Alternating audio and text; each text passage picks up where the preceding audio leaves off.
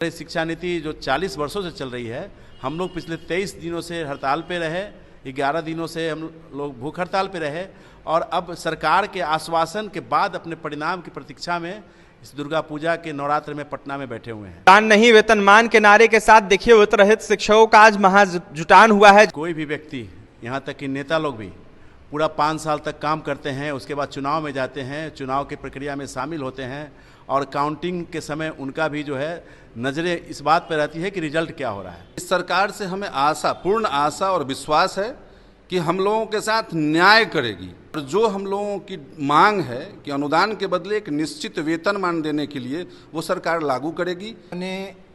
28-29 दिन के आंदोलन के बाद सरकार के द्वारा आश्वासनों के पहाड़ पर बैठा दिए गए हैं। बार विजयादशमी के दिन जिस तरह का रावण वध होता है, बीत रहित राक्षस का भी वध हो उस दिन।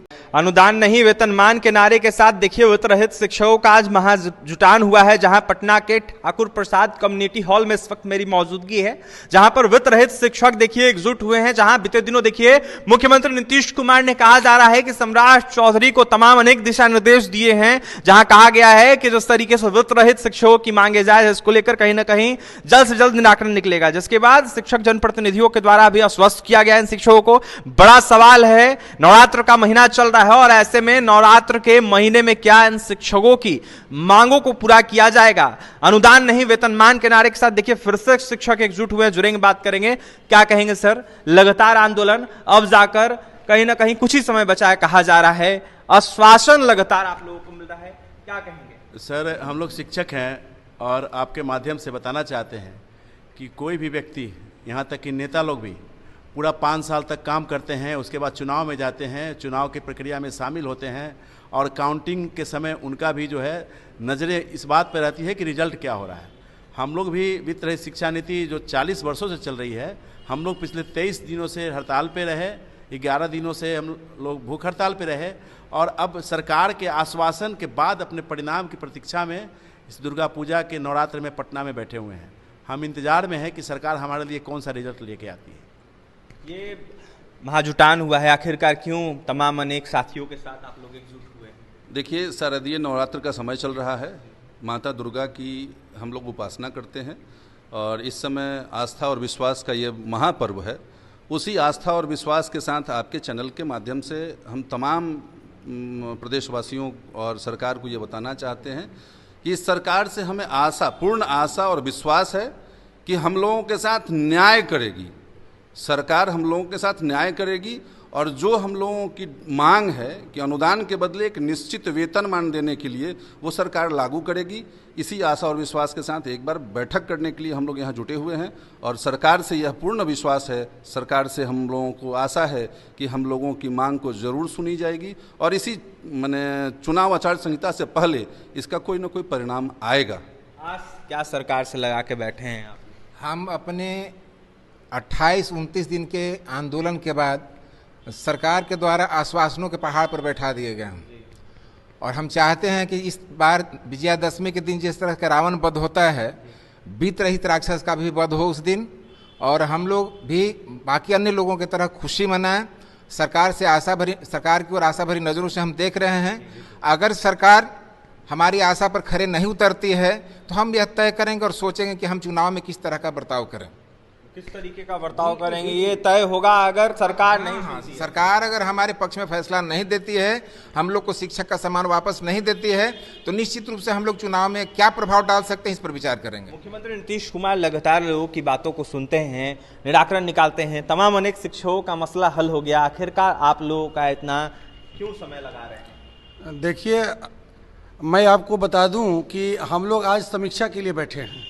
समीक्षा दो तरह से है। एक तो हम लोगों ने जो 28-29 दिन पटना के सड़कों पर माननीय के यहाँ खाक छाना अपनी आवाज़ पहुँचाई, उसकी भी समीक्षा कर रहे हैं कि हम कहाँ तक सफल हो पाए और फिर इसकी भी समीक्षा कर रहे हैं कि माननीय हमारे बारे में क्या सोचते हैं और क्या निर्णय लेने वाले हैं। ये विजयादशमी का समय है, मुझे लगता है कि हम लोग को विजय मिलेगी और यहाँ से वित्त रहित रूपी जो कलंक है उसका नाश होगा, सर्वनाश होगा और फिर हम समीक्षा करेंगे कि चुनाव में हम किस तरह से अपनी भूमिका निभा सकते हैं, इसकी समीक्षा के लिए बैठे हैं। मासिक पेंशन की मांग आप लोग कर रहे हैं, क्या कहेंगे? जैसे हम लोग वित्त रहित शिक्षक चाहते हैं कि हम लोग अनुदान के बदले वेतनमान मिले, और हम लोग का जो अभी तक नहीं हुआ है, वेतनमान नहीं मिला है, वो हम लोग का स्थायी निदान सरकार निकाले, नीतीश कुमार निकाले। आपकी उम्र कितनी हो गई होगी अभी तक? 52 ईयर्स। कैसे घर परिवार चलता है?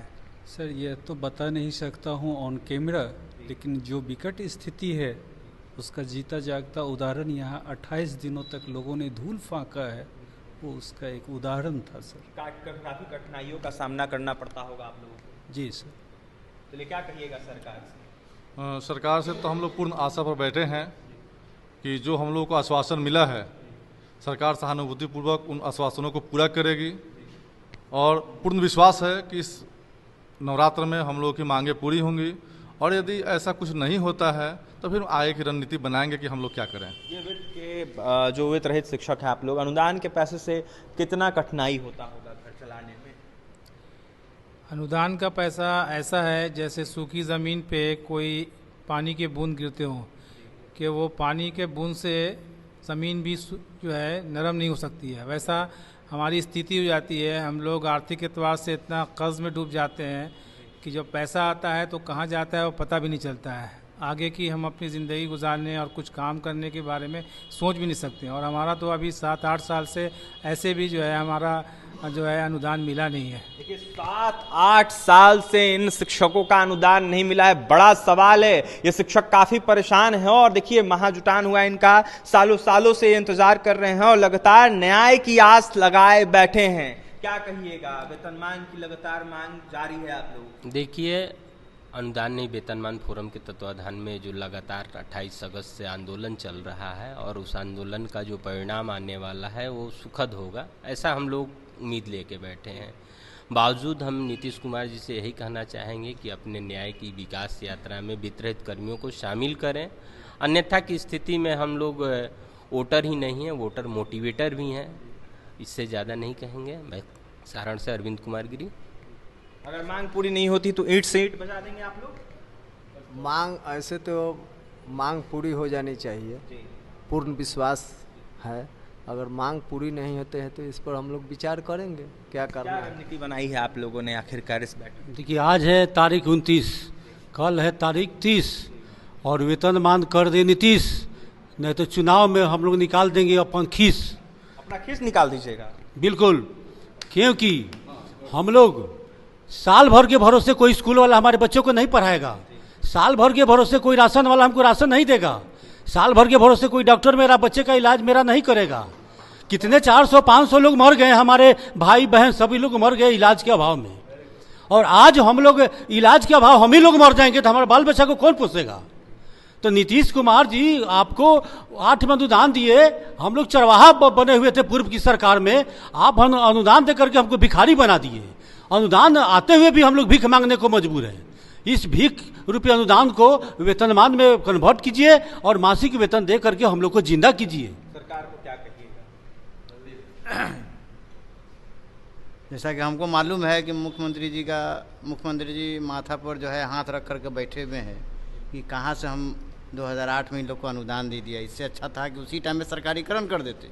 इतना न दाव पेच में फंस गया हम लोग का मैटर कि अब सरकार इसमें से कैसे निकलेगी, ये उसके विधि विवेक पर चल रहा है। और सरकारी कर्मचारी, ये ऑफिसर से लेकर के सारे लोग परेशान हैं कि अब इसका हल क्या निकाला जाए। इसीलिए सारे माननीय लोग, सारे मंत्रीगण का जो बयान आता है कि काम चल रहा है, तो चल रहा है, तो आप तो धागा दे करके ऐसा उलझा दिए हैं कि वो सब जो बैठा हुआ अफसर लोग को समझे में नहीं है कि धागा को कैसे सुलझाएं। इसमें हाँ, तो 1 मिनट में सुलझ जाएगा। लोग कहता था कि पहले, ये तो इंजीनियर साहब हैं हमारे मुख्यमंत्री जी, इंजीनियर साहब को अगर एक ठो दे दिया जाए कि 90 डिग्री पर छड़ मोड़ना है तो 4 बार चश्मा उतारेंगे, 4 बार देखेंगे कि 90 डिग्री पर कहाँ से हथौड़ा मारा जाए। लेकिन अगर उसी जगह पर मुख्यमंत्री को लोहार बनना पड़ेगा, लोहार को दे दीजिएगा एक रड और कहिएगा 90 डिग्री पर मोड़ दीजिए, तो 1 घन में वो मोड़ देगा। तो उनको वही बनना पड़े। सीधे कह दें कि वेतनमान दिया, ऑफिसर अपना काम करो, जल्दी जल्दी हटाओ काम करके सबको। शिक्षक मांग कर रहे, और भी कुछ शिक्षक हैं। इंतजार करते करते बाल उड़ गया, आखिर कब तक इतना इंतजार कीजिएगा? हम लोग पूरा आश्वस्त हैं कि इस बार नीतीश कुमार हम लोग को वेतनमान देंगे। अगर वेतनमान नहीं देते हैं तो मैं आप दावे के साथ कहता हूं कि हम लोग सरकार के विरोध में जाएंगे और 28 लाख परिवार इससे जुड़ा हुआ है और इनकी सरकार चली जाएगी नहीं वेतनमान देंगे तो।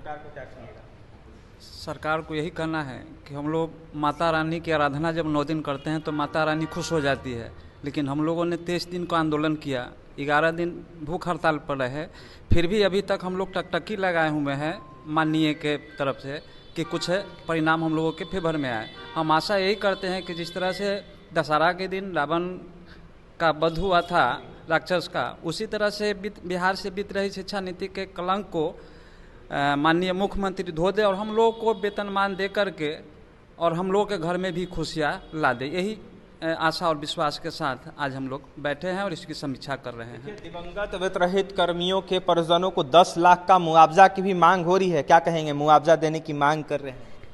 वो लोग बगैर वेतन पाए हुए, बगैर कोई फिक्स मासिक वेतन पाए हुए और इलाज के अभाव में अपना दम तोड़ दिए, इसलिए उनको कम से कम 10 लाख रुपया उनको मुआवजा के तौर पर मिलना चाहिए। देखिए जिस तरीके से ये लोग वेतनमान की मांग कर रहे हैं और लगातार देखिए कहीं ना कहीं आंदोलनरत थे बीते दिनों और लगातार जो है वित्त रहित शिक्षक अपनी मांगों को लेकर डटे हुए। देखने वाली बात यह होगी क्या कुछ होता है। देखिए मोटिवेटर भी है, शिक्षक भी हैं, पदाधिकारी भी बनाना जानते हैं, नेता भी बनाना जानते हैं शिक्षक। बड़ा सवाल है देखिए सरकार क्या कुछ करते हैं, लेकिन लगातार ये शिक्षक जो है काफी ज्यादा नाराज हैं क्योंकि वर्षों से इन लोगों को टाला जा रहा है, इन लोगों की मांगों को सुना नहीं जा रहा है और लोगों की मांगों को पूरा नहीं किया जा रहा है। नीतीश कुमार चुनाव से पहले क्या फैसला लेते हैं देखने वाली बात होगी।